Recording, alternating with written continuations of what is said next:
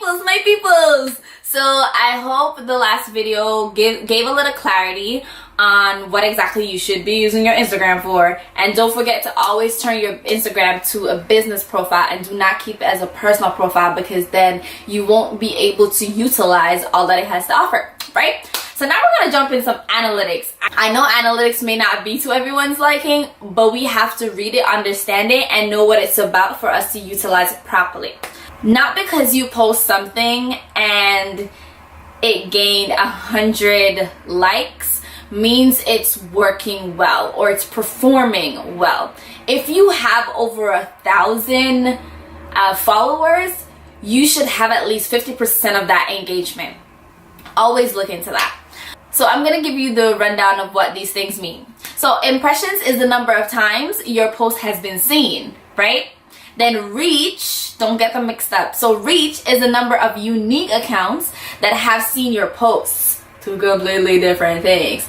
I've always had them mixed up, even though I studied advertising. Sometimes it does get tangled up. So just go back and look at what exactly I had outlined in the email. And then when you're looking at that, you write that down and see, okay, these are my impressions and these are my reach. And how it is that you can maintain both and, of course, increase them. So engagements now is the number of likes and comments on your post. So that does not mean that impressions and reach equals to engagement. You get what I'm saying? You get what I'm saying? There are three different things. However, they are relatable to each other and they help each other out.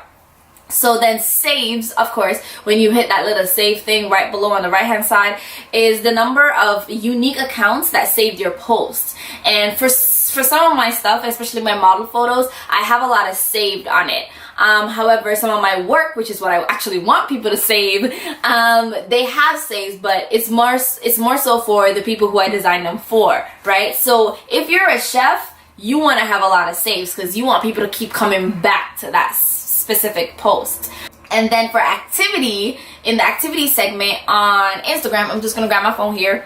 So in your activity, this is the area that would also list your profile visits, website clicks, discovery graphs, reach, and impressions with various dates. So once you start scrolling down, there's like interactions. You can look at the dates of how it was performing for this week.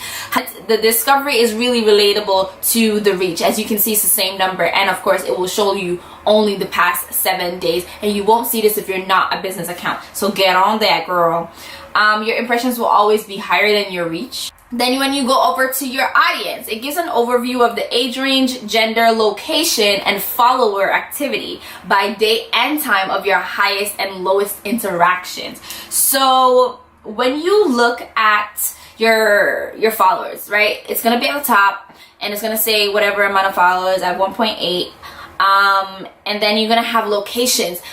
With locations, this is gonna help you in your hashtag, to be very honest. So one, for someone like me, I was born and raised in Jamaica, so a lot of my friends and my support and stuff like that are gonna be in Kingston. Obviously, I go to New York a lot. I will go to Brampton here and there because some of my family's there. But where I live, where I reside, is in Toronto. So Toronto is always gonna be the top. But before, if I look back maybe like 4 or 5 years ago, my highest location would have been Kingston, because at the same time I was still transitioning into living here. So you also want to take those things into consideration where you're located, right? And then for age range, of course, it's going to show you all. It's going to divide it into men and women. I know for sure women are my biggest follower base. So it's about 57% for me, and of course they're older, so they're 25 to 34. Well, I'm 26, but yeah, they're 25 to 34. And then I know my secondary, I know my tertiary. So this also helps you into figuring out your primary, your secondary, and your tertiary audience, especially for your brand, right? And how you're gonna demonstrate and promote your business.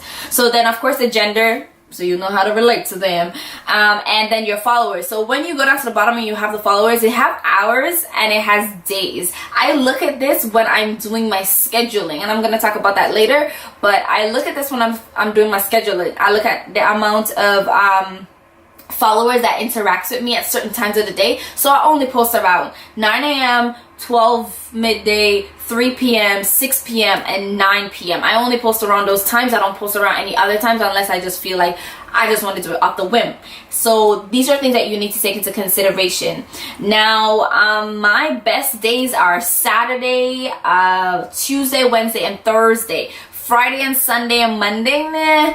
But you can always test it out and see what kind of engagement, impression, interactions, and reach you like for your posts, and which days those are better for you. But when you go into your insights and you go under audience and you scroll down, this is how you're gonna find out when your followers are on here, when they're looking at your profile, when you're able to get good amount of reach and a good amount of impressions. So I hope that helped you with a little bit with analytics. I think you guys should probably watch this video twice so that you can go through and go over. But of course, in the email, there's a whole lot of tips and resources that I lined out for you in bullet points so that you guys can also review that as well, and it will help you to understand your analytics. So until next time.